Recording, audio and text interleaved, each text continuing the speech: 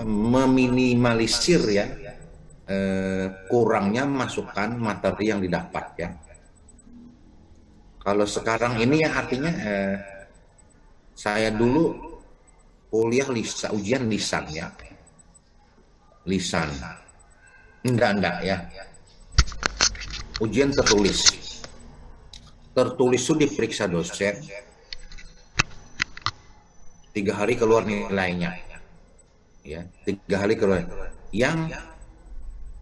Yang tidak baik itu diberi kesempatan mengulang, tapi tidak diberitahu kalau jatuh nanti ada sebelumnya tidak ada diumumkannya. Kalau jatuh yang ujian tertulis tadi nanti ada diberi kesempatan ujian lisan. Nah, itu tidak diumumkan. Jadi pulang kampung saya. Setelah pulang kampung saya tidak ikuti. Kan itu kan tertutup namanya dosennya. Kalau sekarang diterapkan gitu ribut saudara. Kami terima aja dulu ya. Jadi mata kuliahnya tuh diujikan tertulis, diperiksa 3 hari diumumkan. Ini jatuh dipanggil di akademik agar maju ujian lisan pada tanggal ini, jam ini, hari ini. Kami pulang karena udah dikasih tahu sebelumnya ada ujian lisan. Itu kan otoriter lah kalau orang sekarang bilangnya. Kalau itu saya terapkan kepada saudara, kami ribut saudara ya. Dan dari yang ada yang lulus pun itu semua diangkat semua nilai ya, diangkat semua nilai. Jadi apa namanya ya itu nanti di kelas mana gitu ya, dari mata kuliah yang diasuh ini kan, kelas mana sekarang terbagi per kelas gitu ya. Nah jadi yang namanya mahasiswa itu adalah pekerjaannya tuh study. Makanya ya dalam 24 jam kegiatan kita itu ya selalu di dalam bayang-bayang di kepala kita itu ya. Tapi mahasiswa yang begitu dia nanti bagus ya. Tinggal ketawa aja ujian. Karena dia sebelum perang sudah ada simulasi perang gitu, sebelum UAS itu sudah ada simulasi UAS ya. Nah itu ya. Jadi tidak biasa aja jadinya gitu ya. Yang kelabakan kalau kita ini sebagai mahasiswa tapi perilaku kita tidak sebagai mahasiswa ya. Jadi tidak sebagai, ada teman saya dulu ya jalan kalau setelah kuliah malam baru pulang, jalan malam baru pulang. Orang koleksi buku, dia koleksi yang lain-lain gitu kan, datang ke rumah, datang kos-kosan ya. Jadi aneh itu. Di kampung tamat aja paling belakangan tamatnya. Setelah di kampung dia jadi apa? Nah, devisa yang dikeluarkan oleh orang tua itu tinggi ya, uang yang dibayar, tapi hasilnya begitu. Saya dengar dia terakhir jadi DPR, Dewan Pengumpul rekap nomor-nomor kupon putih, judi putih itu ya, buntutnya. Nah, kalau masuk LP. Nah, jadi kalau nggak gitu nggak tamat kuliah pun bisa kerja gitu kan. Ya. Nah, saya beri contoh kepada saudara. Lalu di kerumunan orang kalau berjalan-jalan tuh, kalau melihat petugas polisi kan misalnya gitu, dia lempar golok dia, senjata tajam dilempar. Padahal polisi tidak tahu dia itu bawa golok, karena salah kan dilempar dulu ke parit, ke semak-semak apa dia. Padahal polisi nggak tahu dia bawa golok, ya kan, karena salah dulu itu kan. Nah, jadi kalau urusan yang itu ya rugi kuliah ya itu ya. Lebih baik invest kemana modalnya gitu ya. Ini satu contoh itu ya. Oke. Jadi saya memang nggak selesai nih merekomendasikan untuk ada list buku yang dibaca di pihak ini ya, di pihak ini yang dibaca segalanya. Ada listnya daftarnya, nanti mudah-mudahan bisa saya sampaikan gitu ya.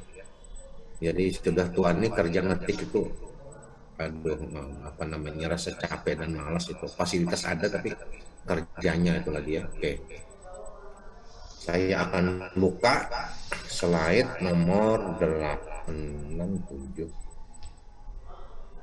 Bentar ya, bentar. Ini dulu. Sama-sama.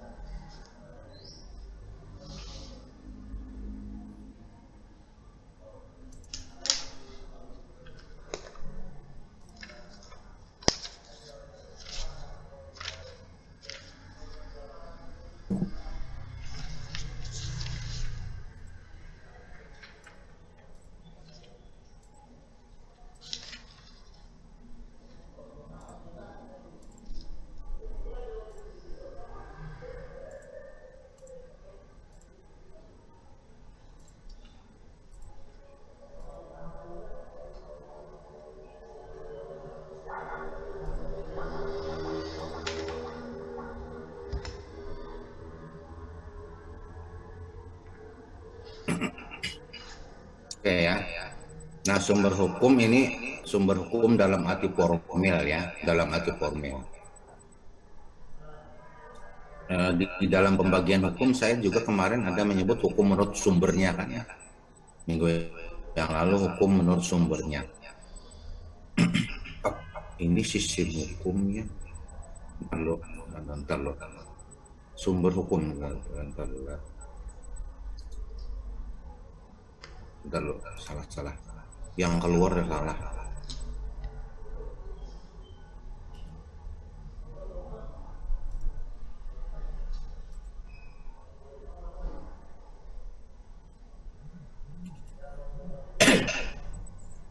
Saya mau ini nah.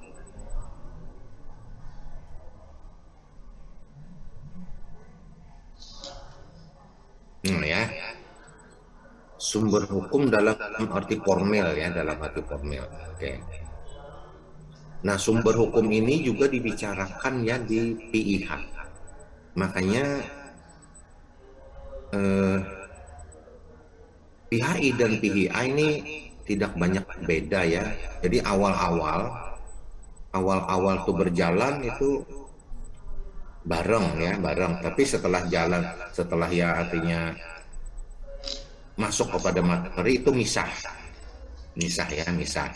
Kalau istilah saya ya 3-4 kali kuliah gitu ya, jadi baru pisah ya. Kalau istilah saya bisa 3-4 kali, bisa 5, bisa apa itu tergantung ya. Oke. Nah, sumber hukum dalam arti formil ini dalam artian sumber hukum yang diajarkan dalam ilmu hukum secara umum ya. Jadi dalam arti formil artiannya adalah sumber hukum yang diajarkan dalam ilmu hukum yang secara umum ya. Secara umum. Nah, kalau secara khusus itu masing-masing negara mungkin beda sumber hukumnya ya. Nah, ini umum aja di semua negara. Di semua negara dalam artian negara dengan sistem Eropa kontinental ya. Nah, Indonesia ini termasuk negara yang menganut aliran hukum Eropa kontinental ya. Nah, nanti setelah ini kalau sempat saya akan sampaikan sistem hukum. Setelah ini kalau sempat ya, mungkin tidak habis ya. Dan itu agak banyak materinya. Jadi bisa saja suatu negara mempunyai atau mengacu kepada sumber hukum yang ditetapkan oleh negara yang bersangkutan. Tapi secara umum dalam arti formal ini dikenal di semua negara ya. Khususnya negara yang menganut aliran sistem hukum Eropa kontinental ya. Eropa kontinental. Artinya negara-negara yang dahulu pernah diduduki atau dijajah oleh pemerintah Hindia Belanda ya.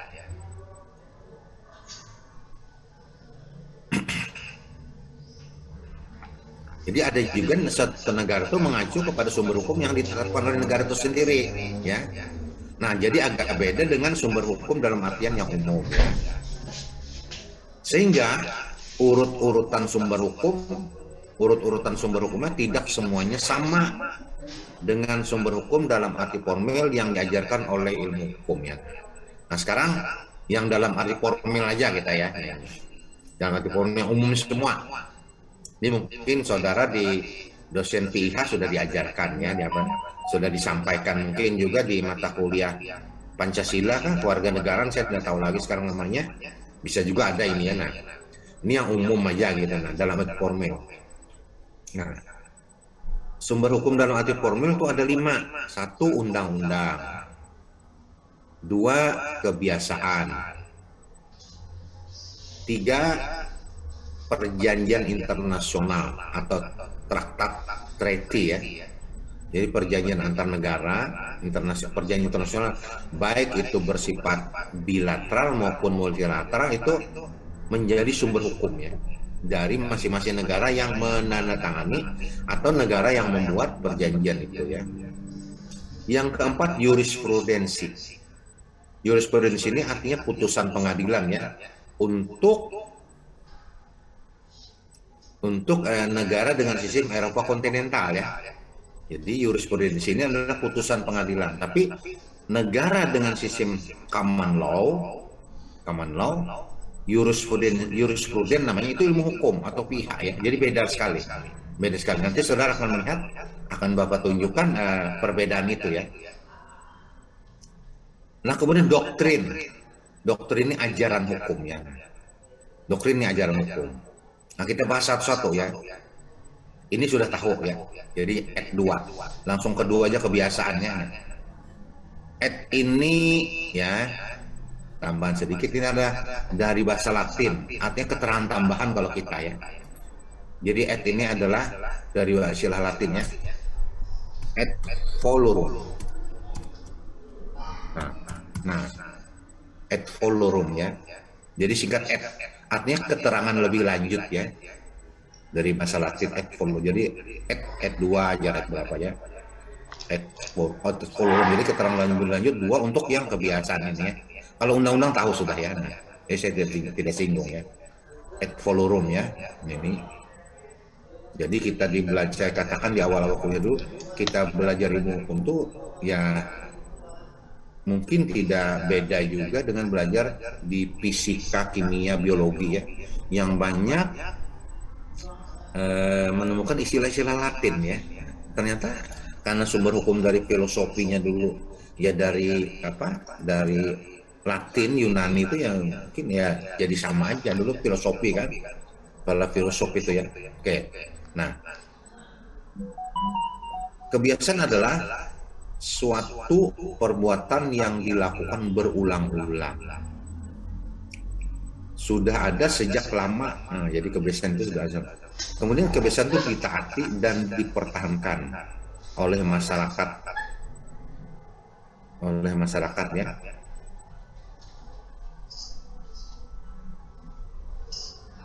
Ini oleh masyarakat yang bersangkutan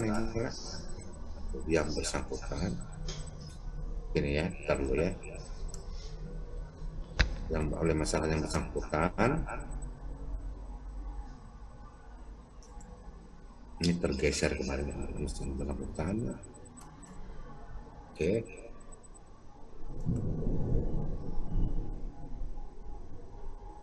Ini satu oleh masyarakat bersangkutan. Ya.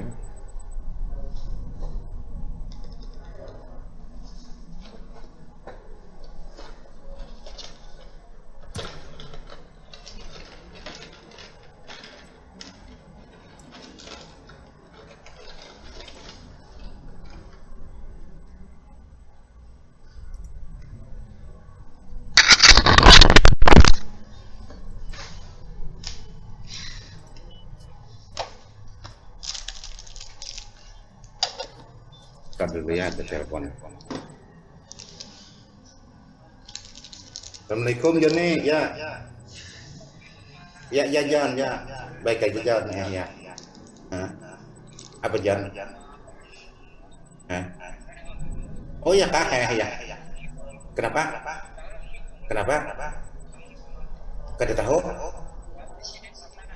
Aduh, aduh. Ayo, kena aku sore lah, ntar mengajar lah. Pebilaan lo patahnya, pebila. Gugur apa no? Gugur apa? Oh, sepeda motor. Iya. Waduh. Hmm. Hmm.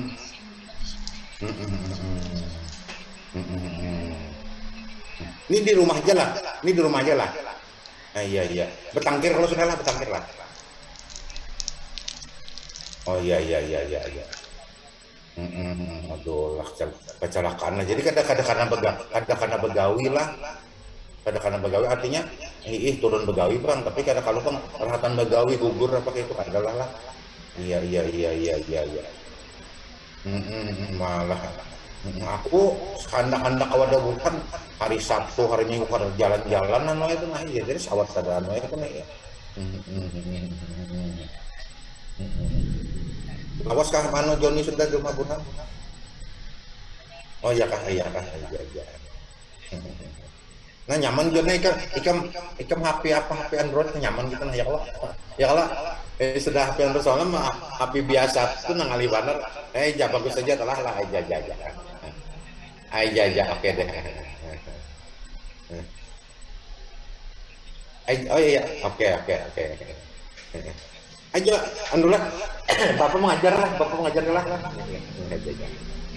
sama-sama salam maaf ya bapak ya ada teman mampir oke kita benerin dulu mempunyai sanksi nah ya yang bersangkutan jadi perilaku tadi ya perbuatan tadi atau perilaku lah perbuatan tadi berulang-ulang ya dan itu ada sejak lama ditaati nah itu kebiasaan ditaati dan dipertahankan oleh masyarakat yang bersangkutan juga mempunyai sanksi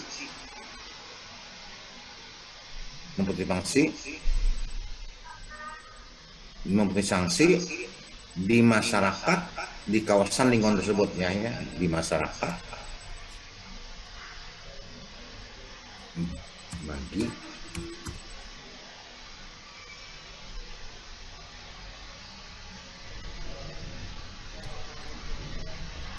kita dulu nah ya oke saya simpan dulu dan nanti aja kalau dia oke deh ya jadi perbuatan atau perilaku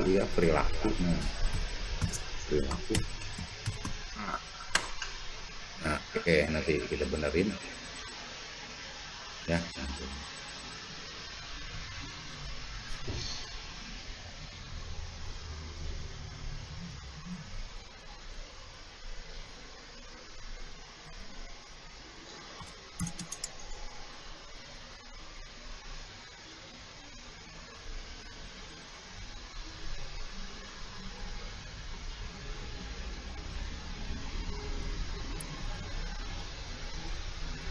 oke deh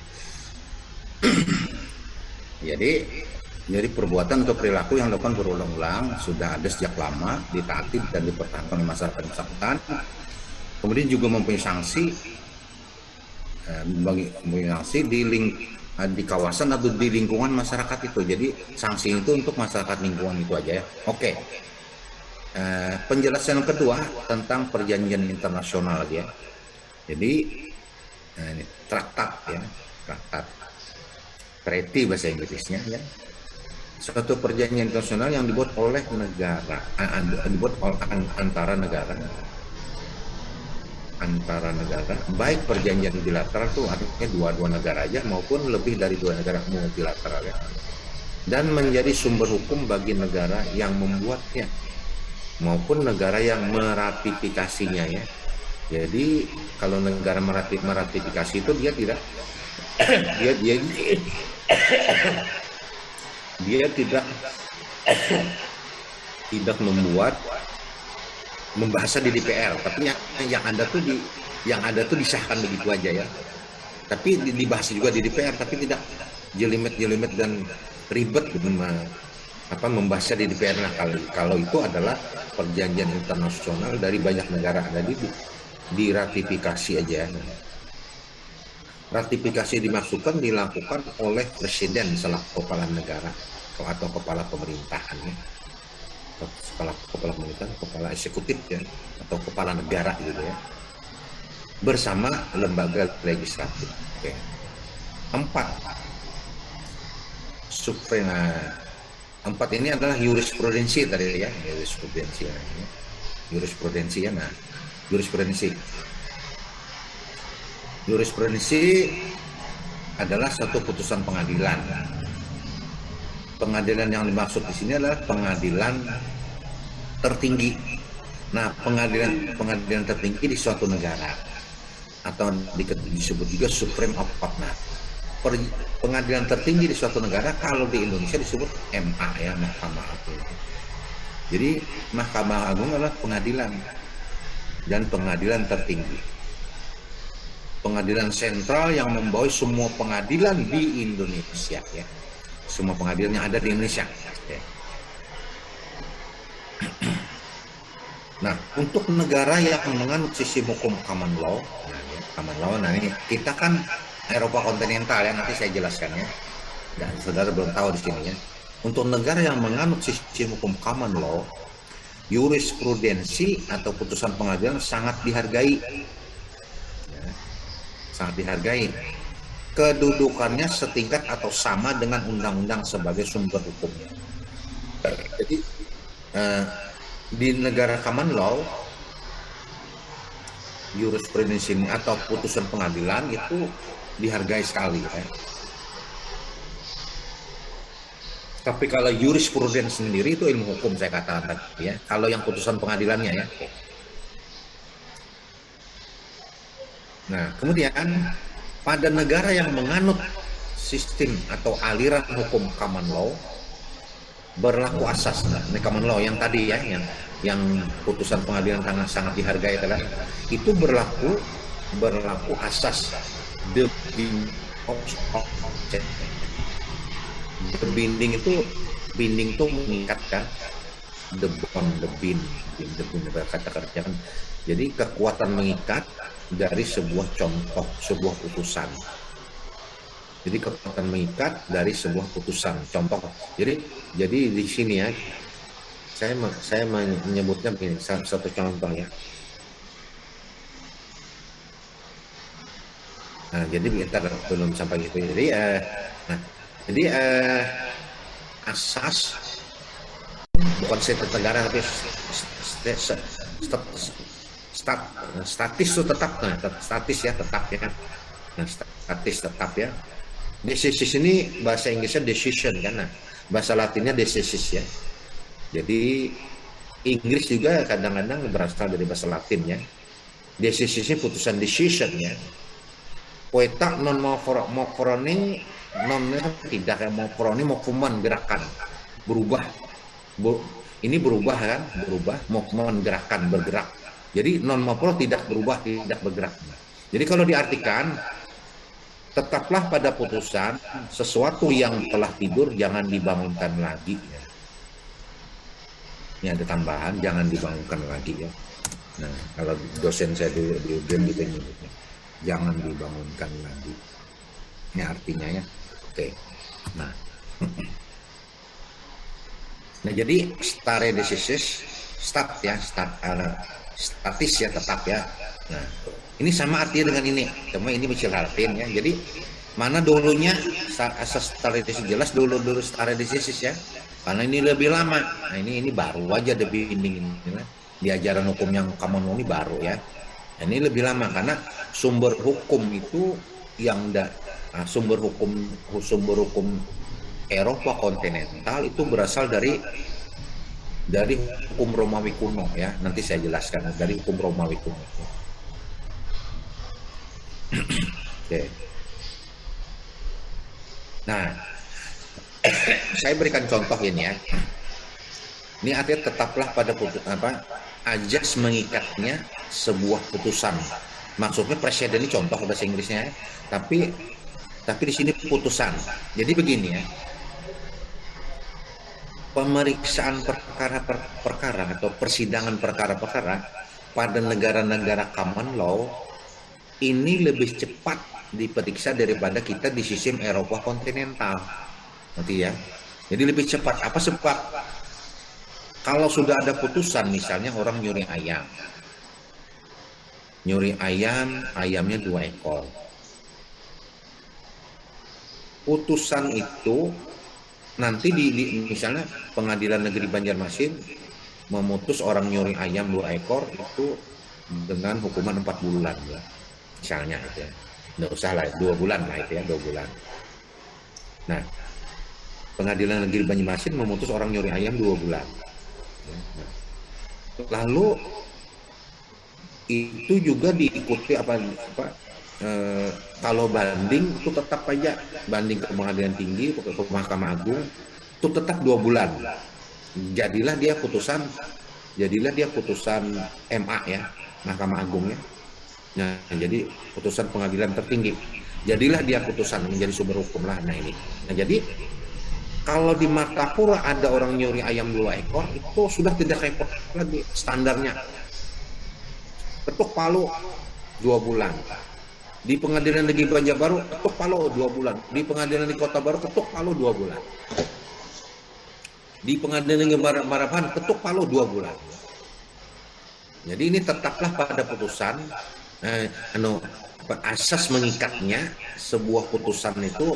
Jadi mengikat binding, asas mengikat, kekuatan mengikatnya sebuah putusan dari contoh yang ada maksudnya. Nah, makanya di sini istilahnya lah tetaplah pada stare decisis et coetan non macorola. Tetaplah pada putusan sesuatu yang sudah tidur jangan dibangunkan lagi. Jadi kalau sudah diputus 2 bulan itu jangan diubah-ubah dimanapun gitu ya. Tetap 2 bulan. Ya itu ya. Sama. Jadi perbuatan sama-sama mencuri, kerugiannya sama 2 ekor ayam gitu ya. Nah, putusan sama-sama 2 bulan ya. Nah, itu ya. Jadi tidak repot lagi mau membuka file ya. Itu asasnya. Jadi, nah, di Indonesia yang menganut sistem aliran hukum Eropa kontinental. Nah, kita Indonesia tidak common law ya. Nah, ini kita tidak common law, tapi Indonesia menganut sistem hukum atau aliran hukum Eropa kontinental. Eropa kontinental. Di sini berlaku asas the binding force of salah ini. Nah, jadi di Indonesia tidak berlaku, tidak mengikuti asas the binding force of precedent atau istilah ya untuk negara yang menganut aliran hukum Eropa kontinental ya. Atau istilah untuk negara yang menganut aliran hukum, ini aliran common law salah ya. Oh ini jadi Indonesia tidak menganut asas the binding ini ya. Nah, Indonesia menganut asas ya, jadi termasuk Indonesia. Nah, termasuk Indonesia. Di Indonesia ini berlaku asas the persuasive force of precedent. Jadi di Indonesia ini berlaku asas untuk putusan-putusan itu the persuasive force of precedent ya. Precedent. Ini maksudnya begini ya. Nanti saya jelaskan ya. Jadi pada negara-negara yang menganut sistem Eropa kontinental ya. Di sini yang mahal itu adalah pertimbangan hakim, itu mahal sekali. Justru adilnya itu karena pertimbangan hakim itu, adilnya ini ya, karena pertimbangan hakim. Ini saya menjelaskan ini tadi ya, menjelaskan putusan ya. Nah, jadi sumber hukum yang keempat ini putusannya. Nah, sumber hukum yang keempat putusannya saya menjelaskan itu ya. Nah, jadi yang mahal pada negara dengan aliran hukum atau sistem hukum Eropa kontinental adalah itu pertimbangan hakim. Nah, jadi persuasifnya adalah pertimbangan hakimnya. Jadi pertimbangan hakim itu pertimbangan hakim itu yang menguatkan putusan itu adalah pertimbangan hakim. Ya. Jadi contoh dari pertimbangan hakim itu yang menjadi mahal dan menjadikan bahwa putusan itu adil. Saya berikan contoh begini. Ya. Pengadilan Negeri Banjarmasin, ini yang sistem Eropa kontinental ya. Pengadilan Negeri Banjarmasin memeriksa perkara pencurian ayam. Ayamnya 2 ekor dicuri ya. Oleh Pengadilan Negeri Banjarmasin diputus 6 bulan. Tadi kan yang sistem common law tadi adalah 2 bulan ya. Diputus 2 bulan. Kemudian di Pengadilan Negeri Martapura pencurian ayam 2 ekor diputus 2 bulan. 2 bulan di Martapura kan tidak sama ya. Pengadilan Negeri di Pelehari memutus orang mencuri ayam 2 ekor 3 bulan. Jadi ada 6 di Banjarmasin, ada 2 bulan di mana tadi di Martapura kan, di Martapura.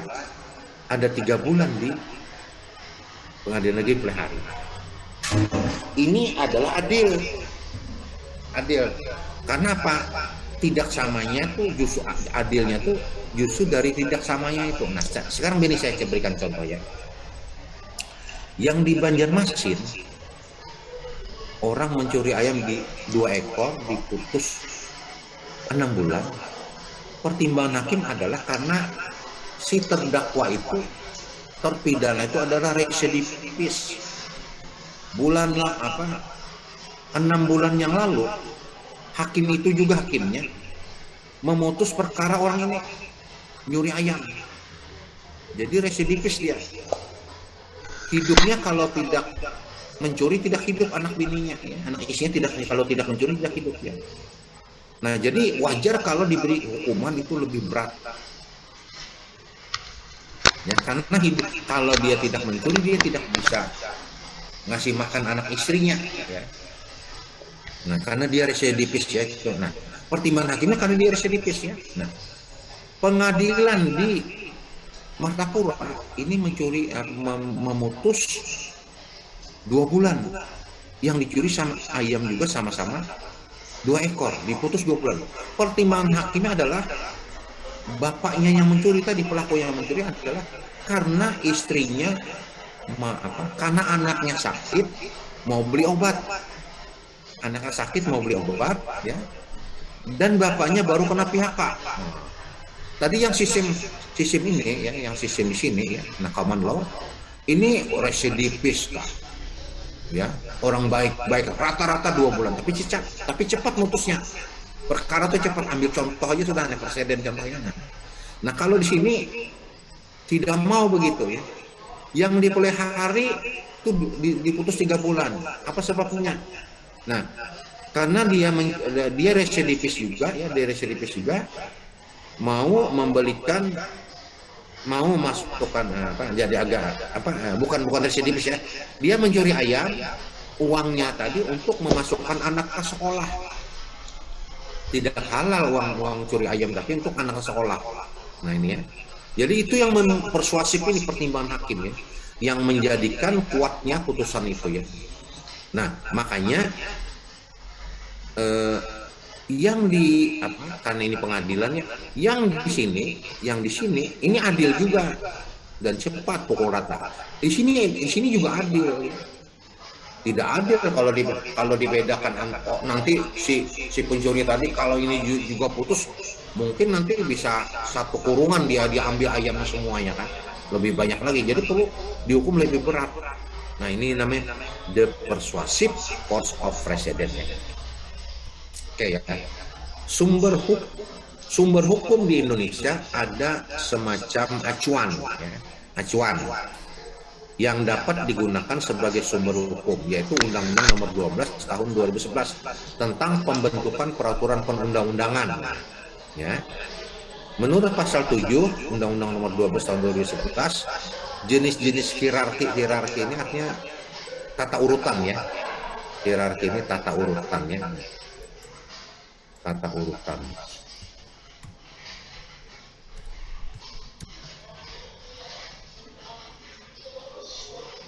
Nah, nah tata urutan peraturan perundang-undangan ya.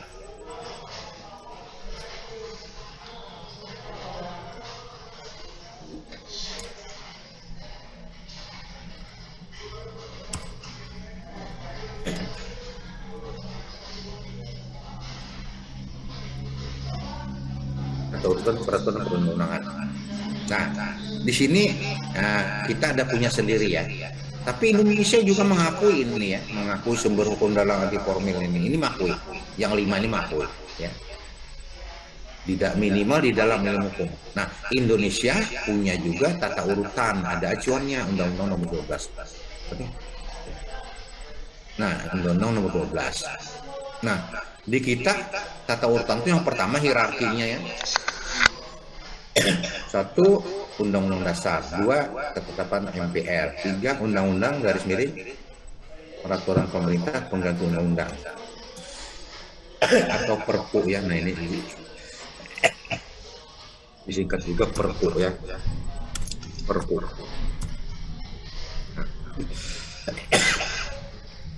P-nya 2.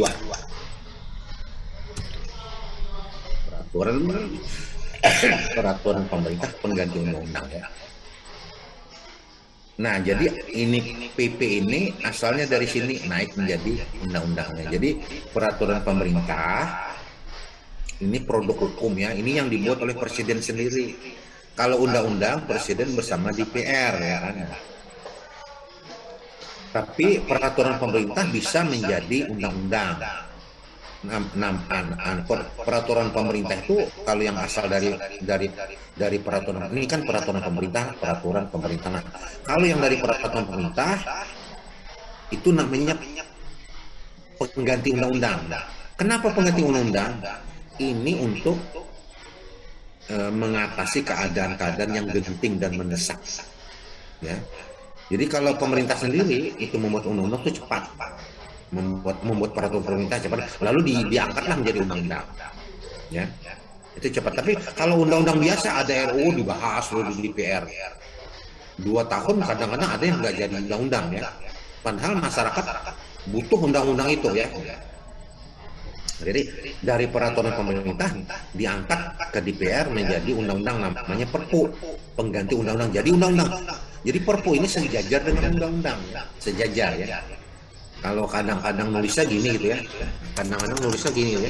Nah, UU garis miring Perpu gitu aja. Nah itu kalau mau cepatnya gini, undang-undang garis miring Perpu. Ini sama kedudukannya ya.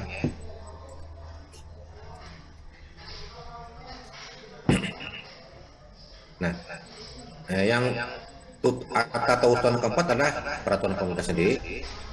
Yang kelima, Perpres ya, peraturan presiden ya. Di zaman Presiden Soeharto dulu namanya ada Inpres ya, instruksi presiden. Inpres. Nah, ya, instruksi presiden ya ini. Tapi sekarang tidak ada lagi, tidak boleh gitu ya. Berarti ya, peraturan presiden aja. Instruksi itu ada perintah ya, tapi di masa dulu ada ya. Ada Inpres. Nah, lalu produk hukum lainnya ada peraturan daerah provinsi ya, yang berlaku di semua provinsi, dibuat oleh DPRD provinsi, dan peraturan daerah kabupaten yang dibuat oleh DPRD kabupaten bersama bupati, dan peraturan daerah kota atau media ya yang dibuat oleh wali kota bersama DPRD ya. Nah, inilah produk hukumnya ya. Nah, kita ada acuannya kalau ini namanya ada acuannya. Oke. Yang kelima, doktrin ya. Doktrin adalah pendapat ahli hukum atau pakar hukum ya, dan dapat menjadi sumber hukum ya. Jadi pendapat hukum seorang pakar, seorang ahli hukum itu bisa menjadi sumber hukum. Syaratnya apa? Doktrin yang dijadikan sumber hukum menurut Profesor Sudikno Mertokusumo ya adalah sebuah pendapat hukum dari ahli hukum yang dikutip oleh hakim di dalam putusannya. Nah, jadi tadi misalnya ada putusan tentang pencurian ayam ya. Nah, ada pakar hukum pidana menulis buku tentang pendapat bla bla bla bla dari pakar hukum pidana itu ya, menulis buku tentang pencurian. Nah, Lalu pendapatnya itu dikutip oleh hakim di dalam memutuskan pencurian ayam tadi. Pendapatnya tadi dikutip. Nah, pendapat pakar hukum tadi ya, ahli hukum. Nah, pendapat itu namanya doktrin. Kalau masuk di dalam putusan ya, jadi dikutip ya putusan. Jadi pendapat pakar hukum tadi tentang pencurian yang ditulis oleh seorang pakar hukum pidana di buku hukum, judulnya apa misalnya, lalu dikutip oleh hakim di dalam memutus perkara pencurian ayam. Nah, pendapat tadi itu namanya adalah doktrin. Tapi kalau Pak Mahyuni nulis buku bla bla bla bla bla bla, pendapat Pak Mahyuni kan, tapi itu tidak pernah dikutip oleh hakim di dalam memutus perkara, maka itu bukan doktrin namanya. Artinya biasa aja lah gitu ya, pendapat Pak Mahyuni gitu ya, jadi bukan doktrinnya. Nah, jadi nanti pendapat yang pakar hukum tadi tentang pencurian tadi nanti dikutip lagi oleh hakim yang lain di mana-mana dalam putusan. Nah, itu jadi berlanjut diikuti terus. Nah, itulah yang dikatakan dengan doktrinnya. Jadi dikutip oleh hakim di dalam putusannya dan dijadikan salah satu pertimbangan hukum oleh hakim yang bersangkutan di dalam memutuskan perkara yang ditanganinya. Ya. Jadi pendapat tadi masuk dalam putusan hakim ya. Oke, nah kebetulan ini ya apa namanya tidak banyak ya 5 lembar tadi. Nah sekarang kita ke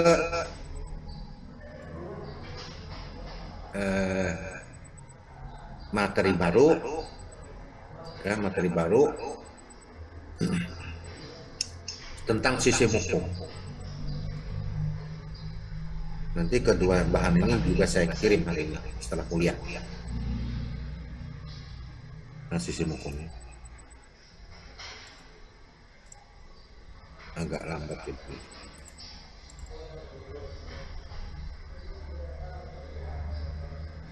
Nah ya, sistem hukum. Oke. Ini pengenalan aja ya. Materi sistem hukum ini tidak ada nama mata kuliahnya. Jadi ini tersisip pada bagian-bagian tertentu di dalam mempelajari ilmu hukum. Baik belajar hukum perdata, hukum tata negara, hukum pidana, hukum administrasi ya, dan hukum-hukum lainnya ya. Jadi tidak ada khusus yang memberi yang namanya misalnya mata kuliah sistem hukum lalu SKS-nya 2 misalnya, 3 tidak ada ya, tidak ada. Jadi ini terselip ya. Karena di semua mata kuliah hukum itu ada sistem hukum terselip-selip ya. Nah saya pun dulu ini mendapatkannya pada berbagai perkuliahan dan pada berbagai sumber buku ya. Oke, saya rangkum begitu ya jadinya. Nah, pengertian dulu. Pengertian ya. Ini bisa dilihat ya di slide-nya, bisa dilihat. Bisa. Halo? Bisa Pak. Bisa Pak. Bisa Pak. Oke. Sistem ada. Nah, jadi ini yang saya kemukakan ini bukan pengertian sistem hukum ya, tapi sistem dalam arti umum. Jadi sistem dalam arti umumnya bukan sistem hukum. Nah, sistem dalam arti umum. Di dalam sistem ini mencakup pula pengertian sistem hukum. Jadi terminologi tentang sistem hukum itu tidak ada, tapi umum. Nah, di dalam pengertian sistem ini yang saya akan kemukakan, ini tercakup juga sistem hukum ya. Mencakup juga sistem hukum. Jadi begitu ya. Ini menurut Profesor Sudikno ya, saya tidak dari pendapat saya sendiri tidak ya. Pengertian sistem adalah suatu kesatuan yang tidak menghendaki adanya kontradiksi. Dan jika terdapat kontradiksi di dalamnya, maka kontradiksi itu tidak akan dibiarkan berlarut-larut ya. Kontradiksi ini artinya apa namanya? Pertentangan ya. Jadi kalau di dalam sistem itu ada pertentangan, pertentangan itu tidak akan dibiarkan berlarut-larut ya.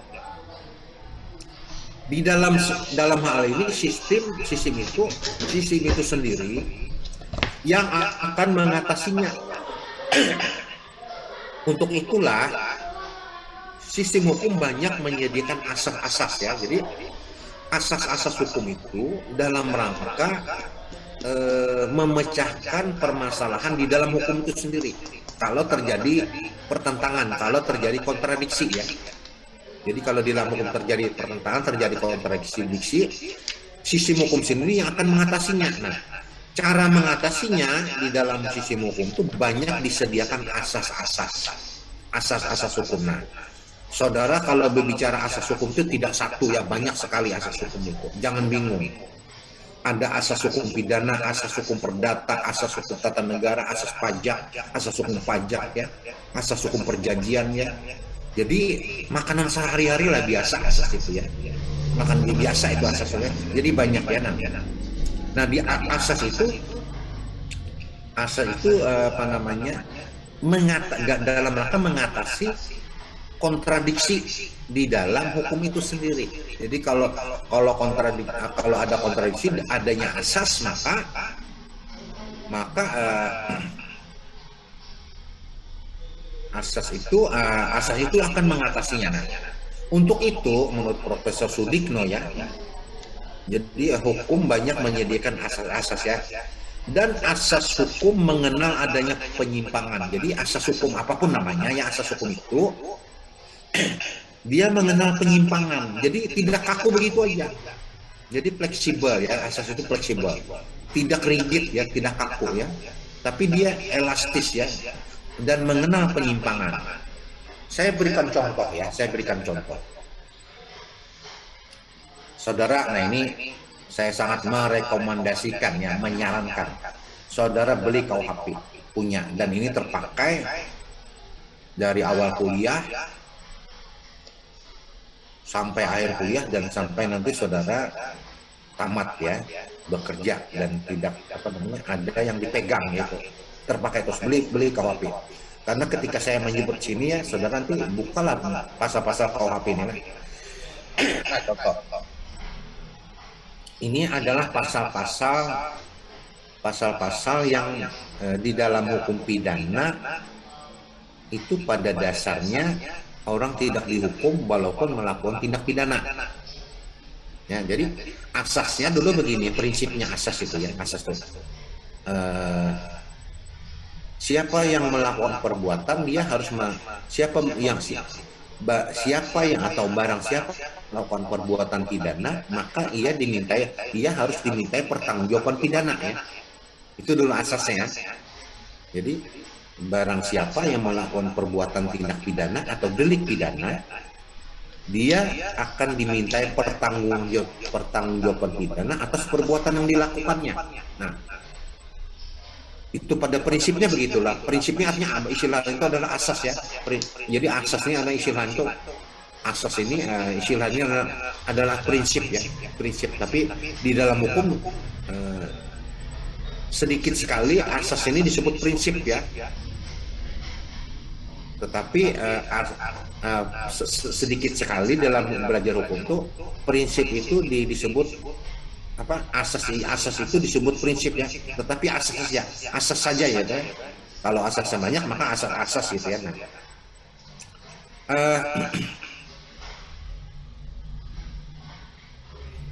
jadi asas-asas hukumnya, ada prinsip-prinsip hukumnya, itu pada dasarnya tidak kaku karena mengenai penyimpangan dalam rangka justru dengan penyimpangan tadi bisa mengatasi masalah di dalam hukum itu sendiri, di dalam sistem hukum itu sendiri ya. Contoh ini silahkan buka kalau jadi ada asas, mudah-mudahan saya tidak salah menyebutnya ya. Ini dalam bahasa Jerman lah.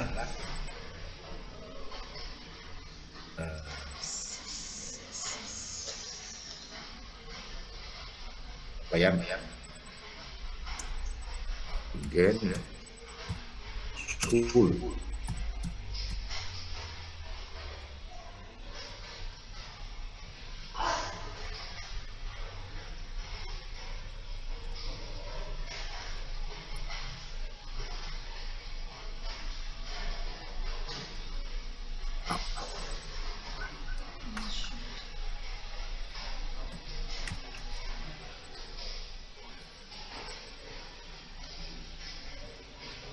kurang lebihnya gini ya, mungkin nanti bisa.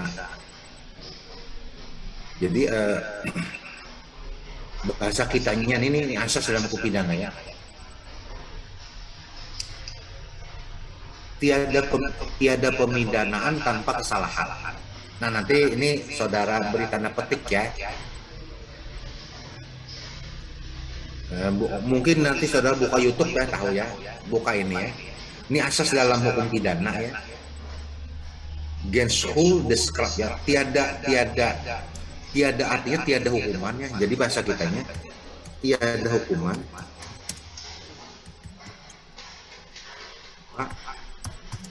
kesalahan. Nah ini ya. Jadi tiada hukuman tanpa kesalahan. Jadi orang yang dihukum tuh asasnya pasti bersalah. Ya. Nah itu ya, ini belajar hukumnya. Jadi orang yang dihukum tuh pasti salah. Jadi tiada hukuman tanpa kesalahan. Nah saya gen ini benar tadi ada ya. Oh ini ada sinya. Nah. Ya, jadi cari nanti di YouTube lah, jangan ditelan benar-benar punya bapak. Gen ini ada, school ini ada, the script ini ada, tapi apa namanya gitu ya. Karena saya bukan jurusan hukum pidana, dulu saya jurusan hukum data ya. Oke, nah ini catatan aja, nanti saudara cari di YouTube, mudah aja. YouTube pelajaran hukum pidana tentang gen school ini pasti ada aja sekarang. Oke ya, ini saya hapus ya, udah ya, hapus. Nah jadi begini ya.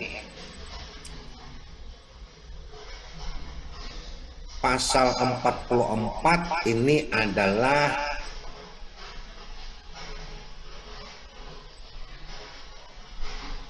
anak-anak. Ini apa? Orang yang belum dewasa. Ya, orang yang belum dewasa. Pasal 44 ini ya, orang yang belum dewasa ya. Nah, anak-anak ini kalau melakukan tindak pidana dia tidak dihukum. Misalnya anak balita ya pegang pisau, dia tidak ngerti, ibunya teledor menaruh pisau, lalu dia tancapkan ke temannya yang balita juga, matilah, dicincang-cincang kan ditusuk-tusukannya, karena ibu teledor. Nah, anak tadi tidak bisa dihukum ya. Jadi ini namanya penyimpangan. Nah, istilahnya inilah kalau khusus untuk pasal nih. Khusus untuk pasal 45, 44, 45, 48, 49, dan 50, ini namanya istilahnya adalah alasan pemaaf ya. Nah ini pasal alasan pemaaf ya. Alasan pemaaf. Kalau dalam belajar hukum pidana ya, nanti tanya kepada dia ya. Alasan pemaaf. Nah ya. Nah, jadi pasal ini namanya adalah pasal alasan pemaaf. Jadi kalau anak-anak yang balita tadi bahkan juga belum belum 10 tahun apa segala itu, artinya padanya dia tidak dikenakan pidana ya. Tapi kalau nuntut perdata bisa ibunya karena lalai ya, bapaknya keluarga bisa lalai ya. Tapi kita tidak bicara itu. Jadi kalau anak-anak ini entah bagaimana lalu dia sampai membunuh seseorang, menghilangkan jiwa orang lain, dia tidak diancam dengan pidana. Ke pasal 45 ini adalah karena terganggu akal pikiran atau jiwanya. Jadi karena terganggu akal, ini pasal 45 KUHP ya, karena terganggu. Nah, orang gila itu kan terganggu akal pikiran atau jiwa. Kalau dia membunuh, asal itu bisa dibuktikan bahwa dia gila, ada surat keterangan dari Dr. A.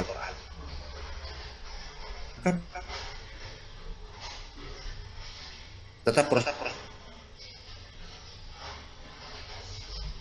bebas. Nah,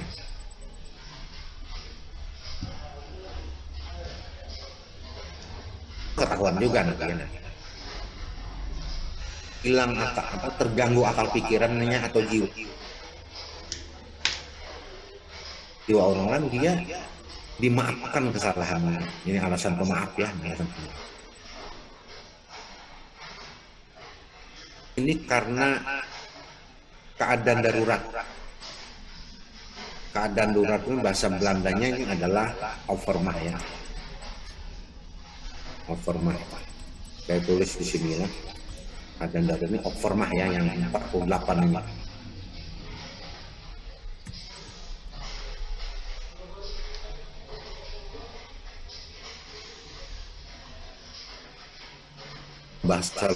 Bahasa Perancisnya adalah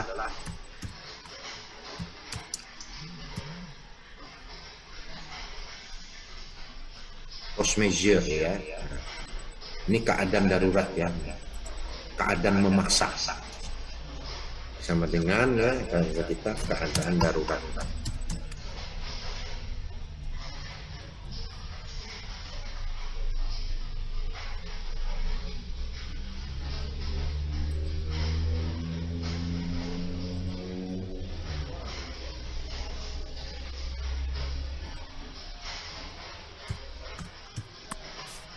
Atau keadaan memaksa ya, memaksa. Nah ya, oke.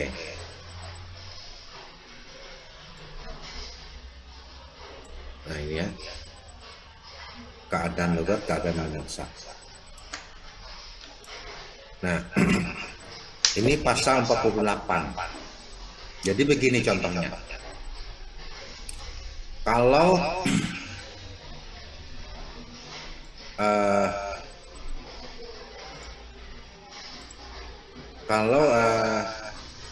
dalam pelayaran misalnya, dalam pelayaran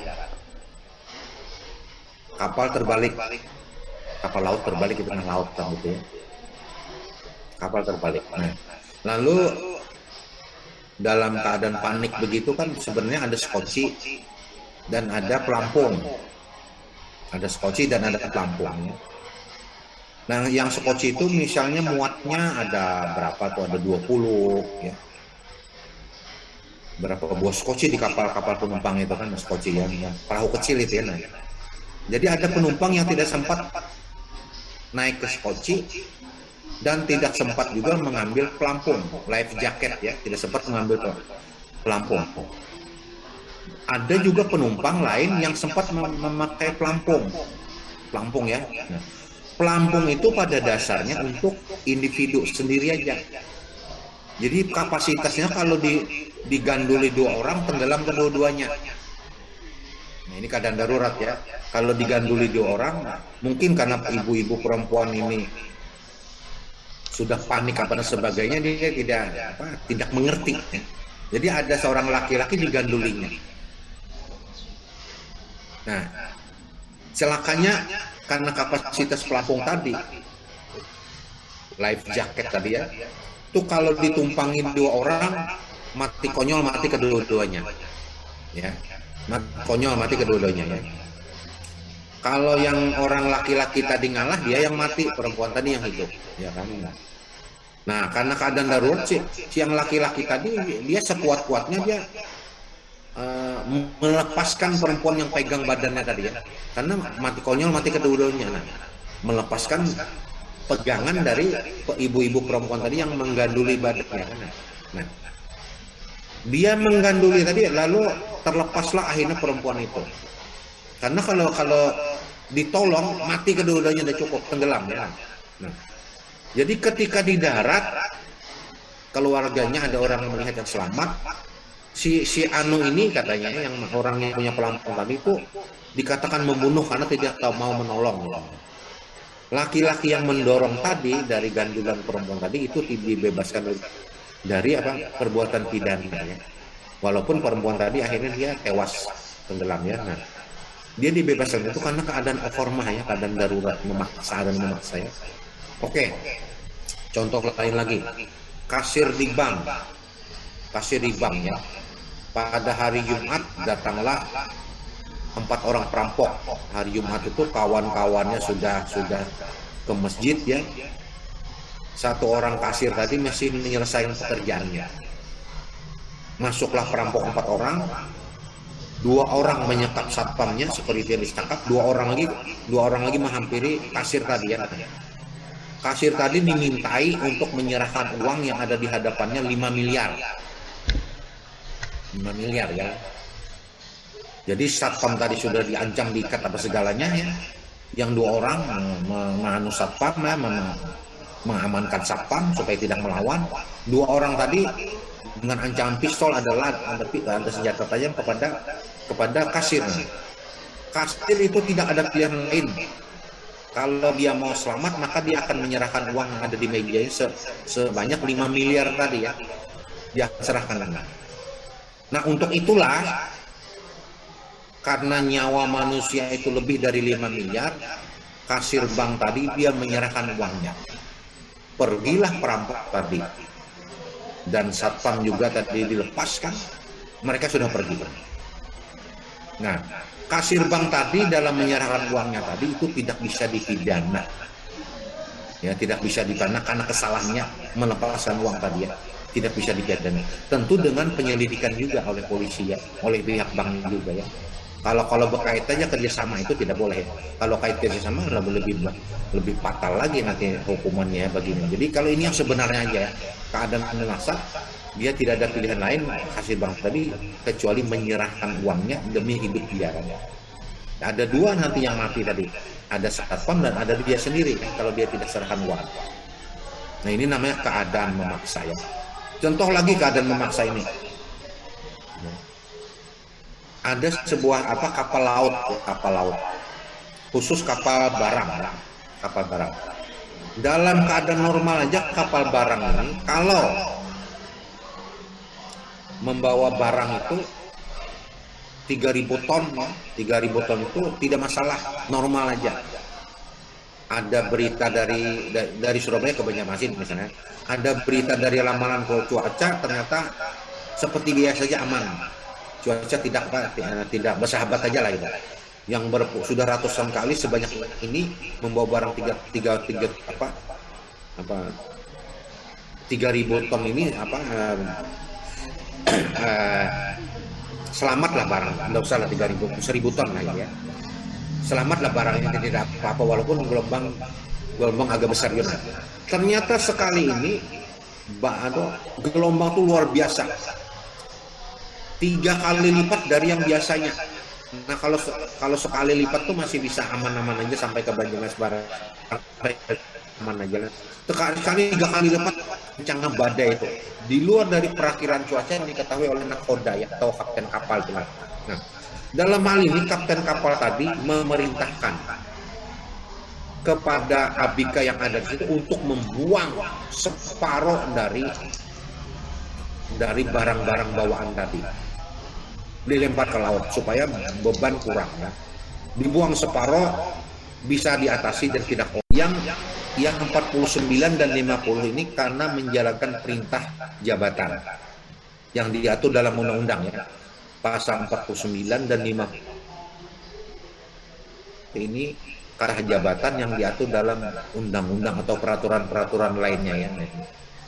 Seorang polisi itu mengejar perampok. Ya, mengejar perampok. Ternyata perampok ini perampok kelas kakap hebat juga ya.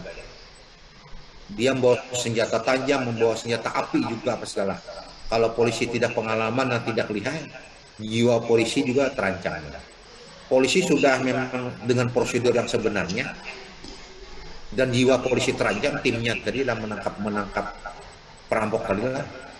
Dengan peringatan terpaksa harus melayangkan timah panas kepada perampok tadi ya. Maunya menembak kaki atau tangan ya supaya tidak bisa lari, cuma luka aja. Ternyata kena dada, kena jantung. Matilah perampok tadi 2 orang. Nah, polisi yang menangkap perampok tadi dengan prosedur yang sebenarnya sudah, ternyata perampok jadi korban. Polisi tidak bisa dimintai pertanggungjawaban pidana. Kalau menjalankan tugas yang sebenarnya,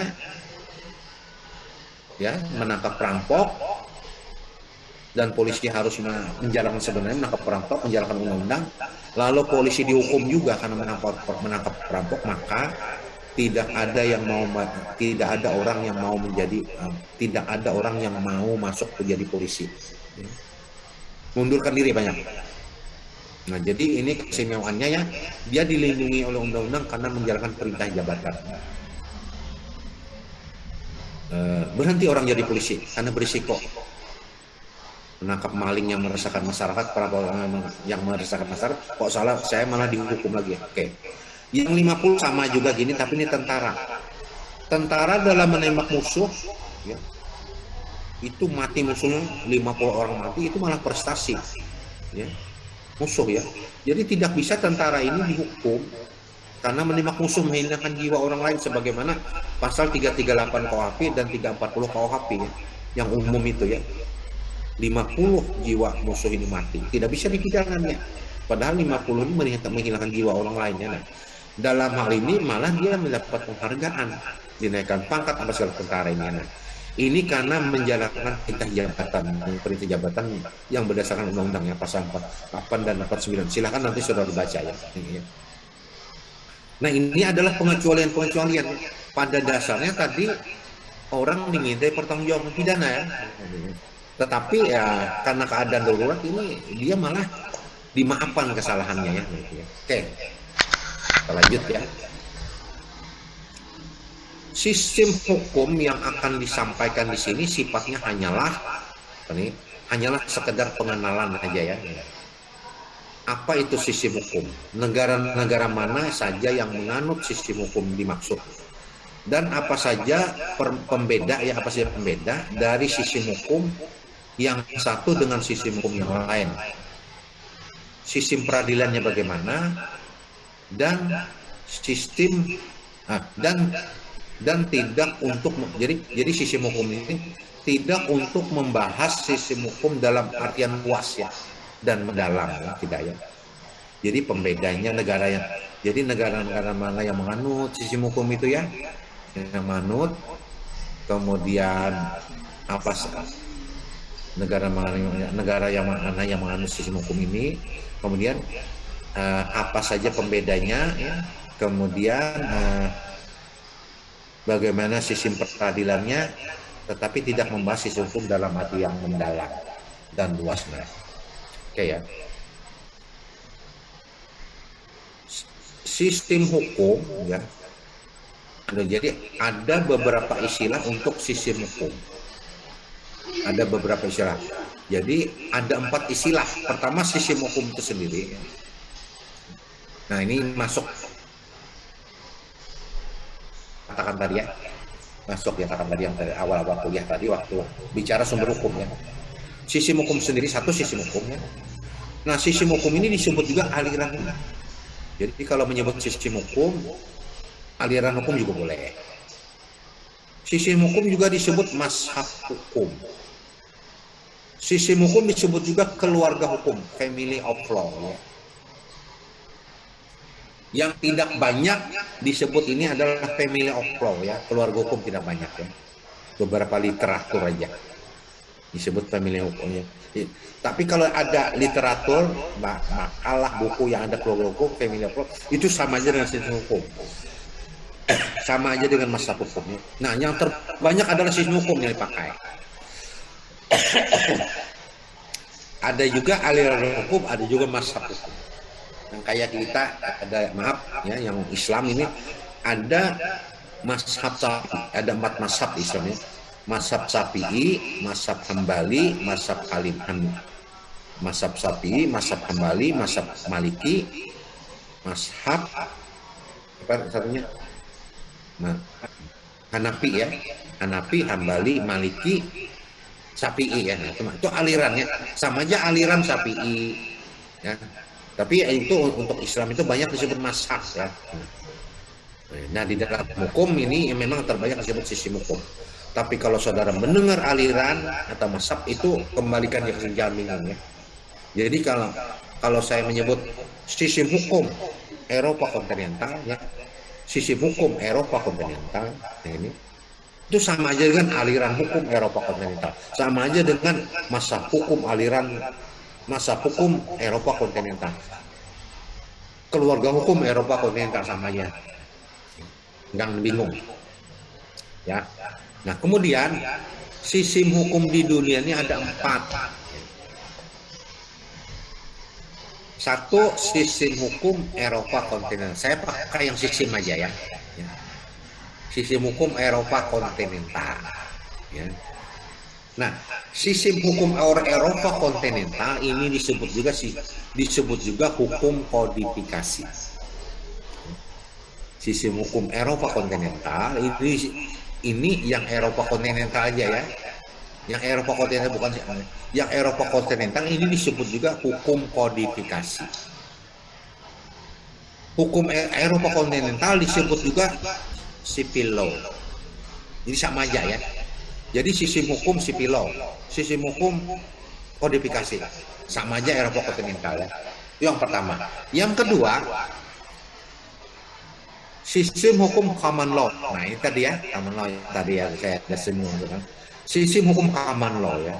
Nah, sistem hukum common law ini disebut juga Anglo-Saxon, Anglo-Amerika, tapi paling banyak disebut sistem hukum common law. Jadi hukum kodifikasi, hukum civil law ini paling banyak disebut Eropa kontinental. Termasuk kita, Indonesia ya. Eropa kontinental.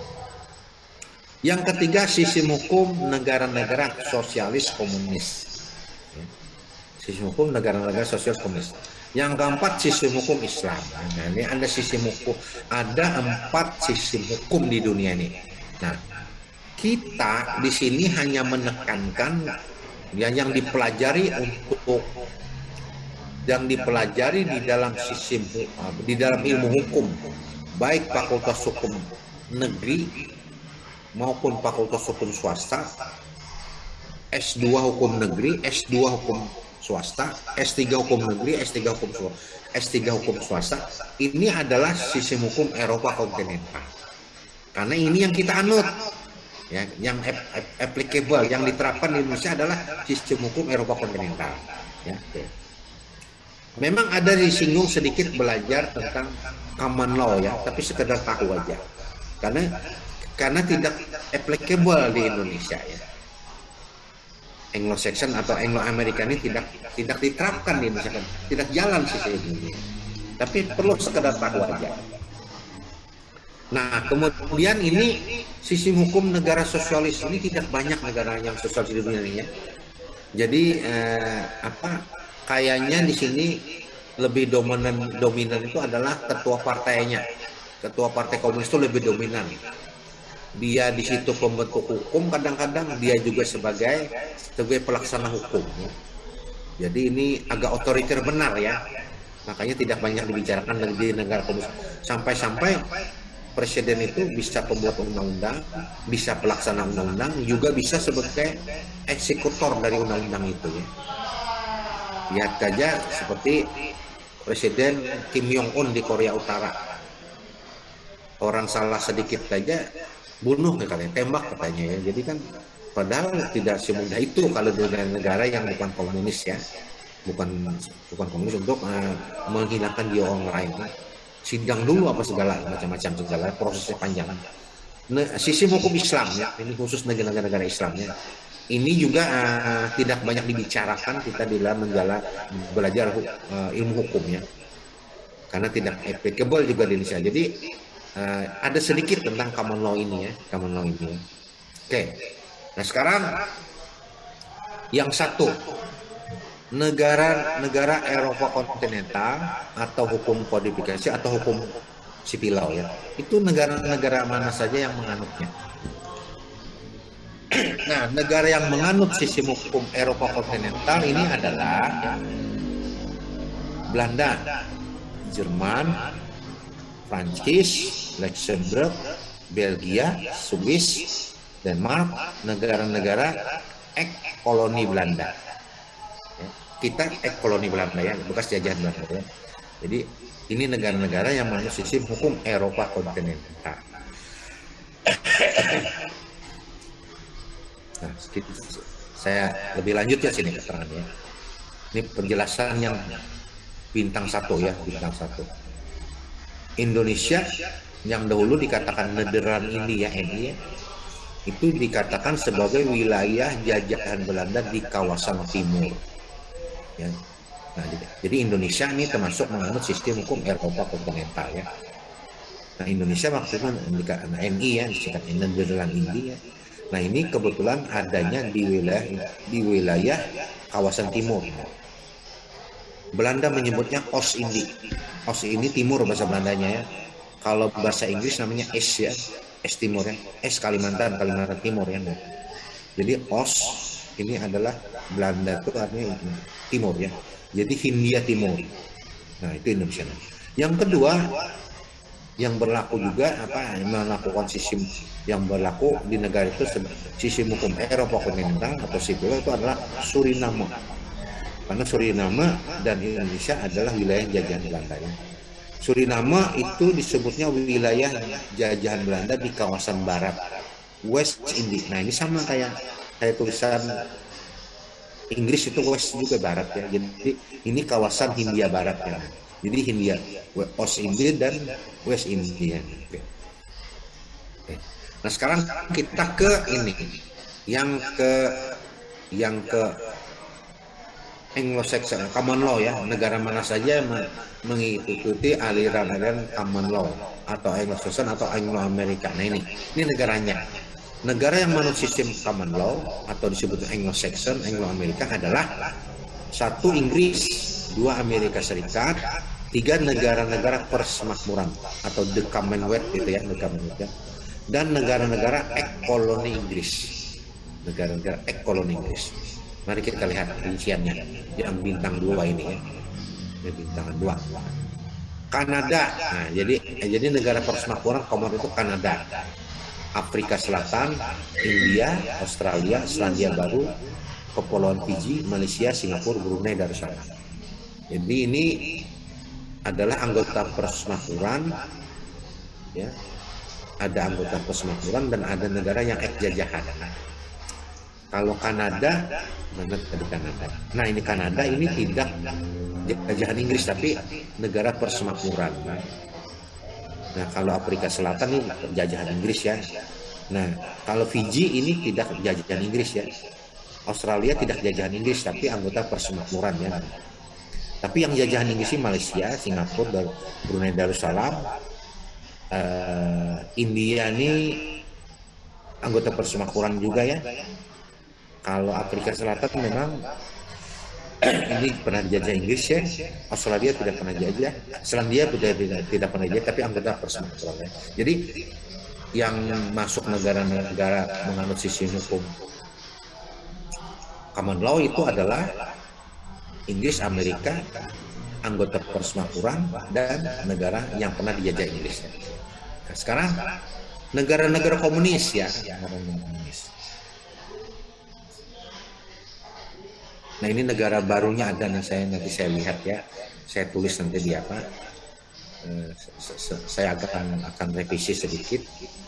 Saya buka YouTube ada kemarin saya tulis tapi tidak saya saving, jadi ya apa namanya ya tetap seadanya ini ya. Jadi ada tambahan selain ini ada. Ini sudah masuk ya yang saya lihat di YouTube, silakan. Nah, jadi negara-negara komunis atau sosialis ada pertama RRT, Korea Utara, Kuba, Transnistria, negara-negara Indochina.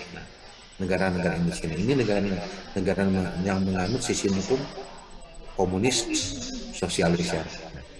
Nah, Indochina ini ada bintang 3. Apa Indochina ini? Mungkin saudara masih ingat ya.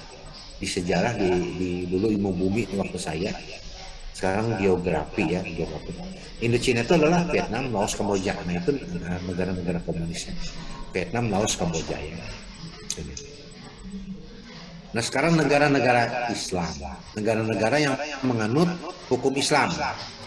Nah satu negara Arab Saudi, Kuwait, Yaman, Bahrain, Qatar, Uni Emirat Arab, negara-negara kawasan Timur Tengah lainnya. Nah ini saya sudah dapatkan di YouTube ya, nanti saya tambahkan. Kalau saya tempat ketik malam ini nanti saya kirim yang ini ya. Ya ada tambahan banyak banget di negara. Yang diantara ini sudah ada sini ya, Qatar ada ya. Nah, ada tambahan lagi ya. Jadi ada cukup banyak negara yang menganut negara sistem, termasuk Pakistan yang tidak ada di sini. Oke. Di dalam mempelajari sistem hukum, maka yang banyak disinggung dan dibicarakan di dalam mempelajari ilmu hukum hanya 2 sistem hukum itulah, yaitu yang disinggung yaitu Eropa kontinental dan Common Law. Common Law pun sedikit. Jadi kita sistem hukum negara komunis itu tidak banyak sekali ya, buku literatur pun sulit didapatkan.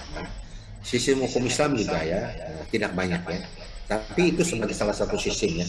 Oke. Jadi yang paling banyak di sini yang kalau kita yang pelajari di negara, nah jadi ya, kita Indonesia semua menganut sistem hukum era pemerintah, ini yang paling banyak dibicarakan di S1, S2 dan S3 ya. Oke. Nah sekarang di sini gini ya, karena sistem yang sama. Oh nanti saya ada aja ya, saya lanjut kita sini. Pembedanya, nah, pembeda ya, pembeda. Nah ini yang di sini berarti Eropa kontinental, dan di sini ada common law ya.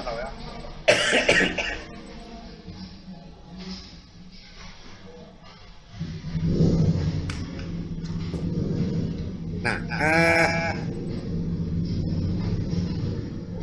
ada istilah ya, negara berdasarkan atas hukum. Ya. Ini di hukum tata negara ya di HTN-nya. Negara berdasarkan atas hukum ya. Kalau pada negara-negara Eropa kontinental, termasuk Indonesia, ini istilahnya adalah Rechtsstaat ya. Negara yang berdasarkan hukum ini istilahnya adalah Rechtsstaat ya. Tapi kalau di negara common law, negara yang berdasarkan atas hukum ini disebut sebagai rule of law ya. Nah bukunya ini ada rule of law ya. Nah ini khusus materi-materi hukum untuk sistem hukum common law ya. Negara itu berdasarkan atas hukum rule of law. Makanya tadi saya katakan ya, kalau untuk menghukum itu tidak seperti di Presiden Korea Kim Jong Un tadi, perintahkannya polisi tembak, tidak ya.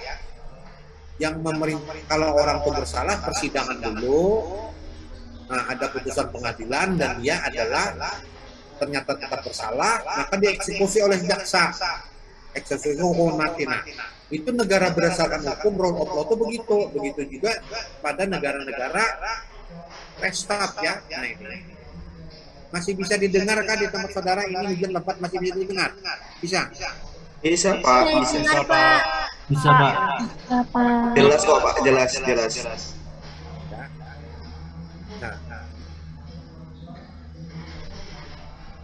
Nah lalu di sini ada ya, ini yang satu tadi adalah istilah negara berdasarkan hukum. Yang kedua istilah jurisprudens.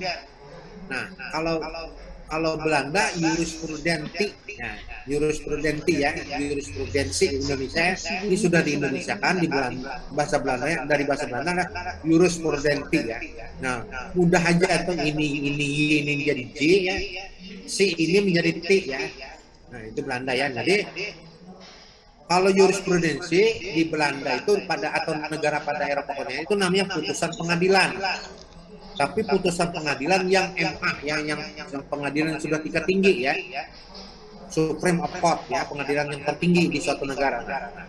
Jadi jurisprudensi itu artinya adalah putusan pengadilan. Tapi pada sistem hukum common law ya, ada istilah jurisprudens. Itu artinya ilmu hukum pihak. Nah, jadi pihak itu kalau di Amerika, di Inggris, di Australia, ya, di Singapura, itu adalah ilmu disebut jurisprudens. PIH itu pengantar ilmu hukum. Jadi ilmu hukum itu adalah disebut jurisprudens. Tapi kalau di sini jurisprudens itu putusan pengadilan. Jadi beda benar ini ya.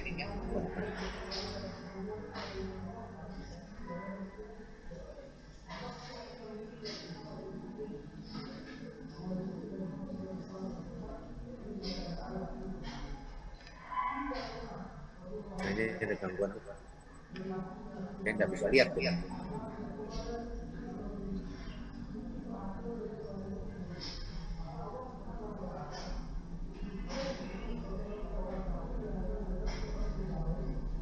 Oke. Ya. Nah, kemudian peradilan ya, peradilan. Nah. Ada sistem peradilan ya, peradilan sistem. Jadi, tapi untuk peradilan ini pada sistem pidana ya, bukan perdata ya, pada sistem hukum pidana ya. Nah. Ya. Benar, mayoritas sih. Iya, identitas pun itu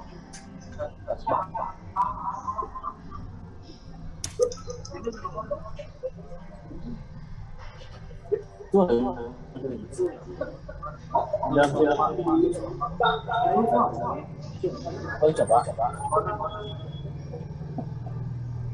tidak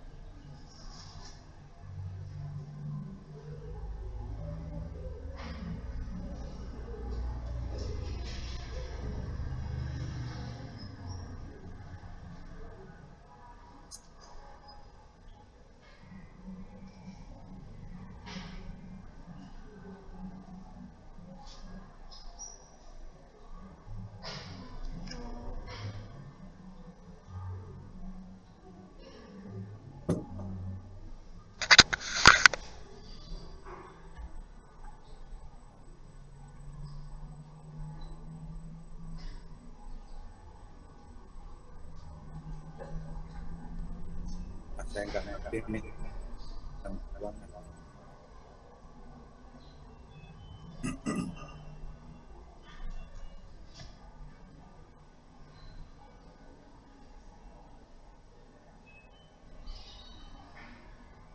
Ntar dulu ya.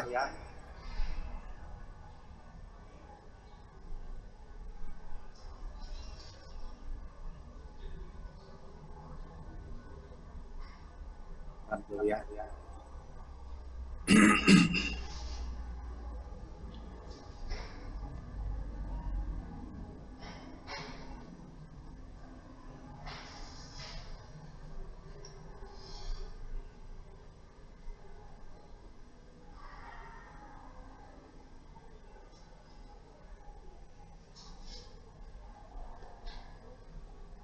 Oke, bisa dilihat kah? Bisa dilihat ya? Halo? Bisa dilihat? Coba. Saya teruskan. Nah ya, jadi peradilan ini artinya sistem peradilan pidana aja ya, bukan perdata ya. Lalu ada beban pembuktian di pengadilan oleh hakim ya. Jadi pada sistem peradilan pidana itu ada yang namanya beban pembuktian di pengadilan oleh hakim.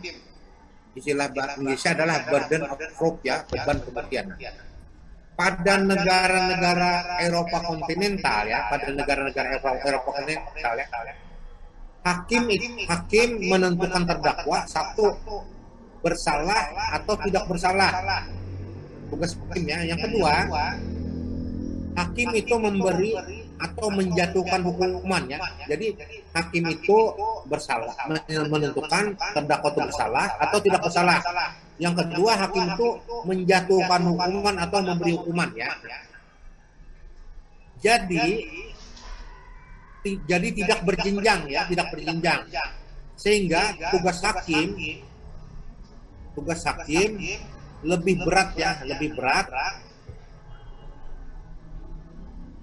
Tugas hakim lebih berat dan lebih lama selesainya di dalam memeriksa dan memutus perkara ya.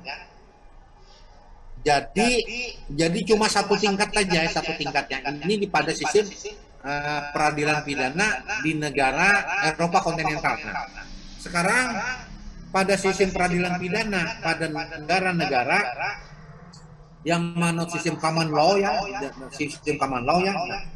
penentuan terdakwa bersalah atau tidak bersalah ya, itu dilakukan terpisah penentuan terdakwa bersalah atau guilty atau tidak bersalah atau unguilty ini dilakukan oleh juri ya. Kemudian pemberian hukuman oleh hakim atau judge. Jadi ada dua lembaga, ada juri, ada hakim. Jadi dua figur, dua orang dalam memutuskan perkara terhadap terdakwa, seseorang terdakwa ya. Pertama di tingkat juri dulu, juri akan menentukan terdakwa ini bersalah atau guilty ya atau tidak bersalah unguilty ya. Nah ini dilakukan oleh juri. Lalu oleh hakim atau judge ini akan memberikan hukuman ya. Jika terbukti yang di sini tadi bersalah maka dihukum oleh hakim. Kalau tidak terbukti tidak bersalah maka dia bebas ya. Jadi satu tingkat aja, satu tingkat. Oke, kita teruskan ya, satu tingkat. Nah ini contohnya. Nah, contohnya ya.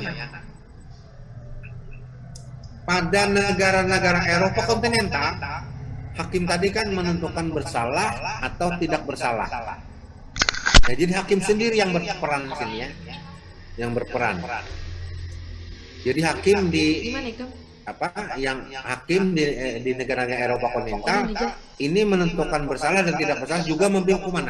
Sedangkan pada negara-negara common law, juri ini menentukan bersalah atau tidak bersalah. Judge ini hanya memberi hukuman. Jadi terpisah kamarnya. Lain. Nah, ini sendiri. Jadi perkara itu lebih lama, berat tugas hakim di negara-negara Eropa kontinental. Nah, ya. Juri ini bukan pejabat bukan pejabat tetap seperti hakim di sini. Bukan ya. Kalau sini hakim tetap orangnya. Kalau sini hakim juga tetap. Tapi juri ini orangnya ada di masyarakat. Jadi misalnya juri ahli perempuan ya, tentang hak-hak perempuan, kekerasan terhadap perempuan ya jurinya nih ya. Juri terhadap narkoba, juri terhadap pencurian, perampokan ya, juri terhadap narkoba ya, macam-macam ya. Pembunuhan apa juri ya. Jadi juri ini masing-masing ahli orang ya. Dan ini adanya di masyarakat bebas. Jadi kalau di Banjarmasin ini misalnya dengan sistem Eropa Common Law, pengadilan negeri Banjarmasin punya list ya, punya daftar ahli orang aktivis perempuan, aktivis narkoba. Nah, itu bisa dijadikan juri. Itu nanti ada sidang dari dia. Dari dia itu turun ke bawah, tinggal merekomendasikan ya, bila bersalah oleh judge diberi hukuman hakim ya, bila tidak bersalah bebas ya. Nah jadi sistem di common law ini sangat mudah sekali ya, makanya cepat pemeriksaan perkara itu ya. Dahulu di sekitar tahun 2012 ya, ada mahasiswa Singapura yang kuliah di India. India itu terkenal sekali kasus-kasus pemerkosaan oleh masyarakat terhadap perempuan ya. Jadi di India kebetulan sistem hukum common law juga, Singapura juga ya. Jadi mahasiswi India tadi, mahasiswa kedokteran tadi yang sudah tewas diperkosa orang India, itu dalam waktu seminggu itu sudah disidangkan cepat sekali. Dan setengah bulan setelah itu sudah putusan. Nah, kalau kita kejadian yang sama, ini hak polisi untuk menyidiknya itu selama menahan tersangka, apakah perkosaan atau pembunuhan, itu 20 hari. Kalau tidak selesai 20 hari, ditahan, diperpanjang lagi penahanannya 20 hari lagi.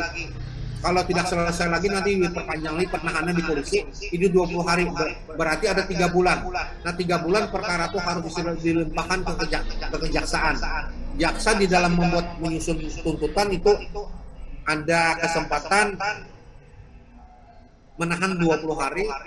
Kalau tidak bisa dibuat tuntutannya, dakwaannya, diperpanjang lagi tahanan 20 hari lagi, diperpanjang lagi 20 hari, jadi 60 hari harus disidangkan di pengadilan. Nah, kalau diterapkan sebenarnya berarti di sini ada 4 bulan baru disidangkan terdakwa tadi ya. Nah, kalau di sini dalam kurang dari sebulan sudah putusan ya. Ini pada sistem Eropa, pada sistem common law ya, pada sistem common law cepat sekali ya naik ya, karena sistemnya sudah begitu ya.